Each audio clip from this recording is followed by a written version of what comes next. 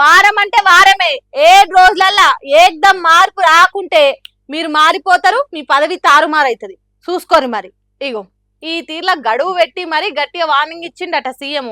ఇంకెవరికి ఇచ్చిండు, ఎందుకు ఇచ్చిండు, ఎందుకంత సీరియస్ అయిండనంటే అన్ని నేనే ఎప్పుడా మా వాళ్ళు చెప్తారు. ఇన్నూరి ఎంత లైట్ తీసుకుంటే మీ పరిస్థితి అంత టైట్ అవుతుంది. చూసుకోరు మరి. కుర్చీలో కూర్చునే ఉండాలన్నా, దిగిపోయి డీల్ అవ్వడాలన్నా, చేయి పార్టీ ఎమ్మెల్యేలకు ఉండొద్దా లేదా అనేది మీ చేతుల్లో ఉంది అనుకుంటా ఎమ్మెల్యేలకు warning ఇచ్చిందట CM Revanth sir.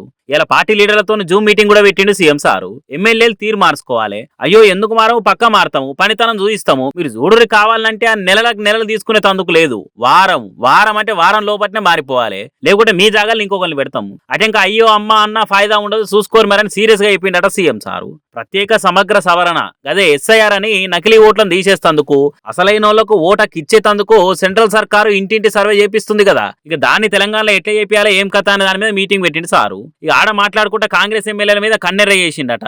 Party కోసం పని చేయకపోతే మాకు అక్కరే లేదు, టికెట్ ఇచ్చి గెలిపించిన పార్టీ కోసం తనలాడకపోతే ఏం ఫాయిదా, ఇంకా ఈ ముచ్చట్ల ఎంత పెద్దోళ్ళైనా ఊకునేదే లేదు, ఆల్లా ఇలా ఆలోచన చేసేదే లేదని చెప్పిండట.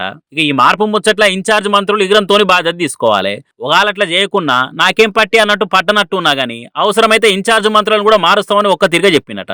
ఇప్పటికే వచ్చే రోజుల పక్క కేబినెట్ విస్తరణ ఉంటదని, అందులో మంత్రుల మార్పులు కూడా ఉంటదని ఆయన వస్తూనే ఉండే. దాంతో ఇట్లా కూడా భయం పెట్టొచ్చని అనుకున్నాడో ఏమో మరిగా. ఇక ఎస్ఐఆర్ చేయంగా జర్రని తట్టిటైనా ఓటర్ లిస్ట్ లా నిజమైన ఓటర్ల పేరు ఎగిరిపోయి రిస్క్ ఉందని మాకు రిపోర్ట్ వచ్చింది కాబట్టి అందరు అలర్ట్గా ఉండాలి. ఇప్పటికే జిల్లా వారీగా నాకు రిపోర్ట్లు వచ్చినాయి, అన్ని నడుచుకుంటూనే ఉన్నాము. ఎప్పటికప్పుడు ఏం నడుస్తుంది ఏం కథ అని తెలుసుకుంటూనే ఉన్నాము. పార్టీకి నష్టం చేసే తీరు ఏ లీడర్ ప్రవర్తించినా గానీ ఊకునేది లేదని చెప్పుకొచ్చిందట.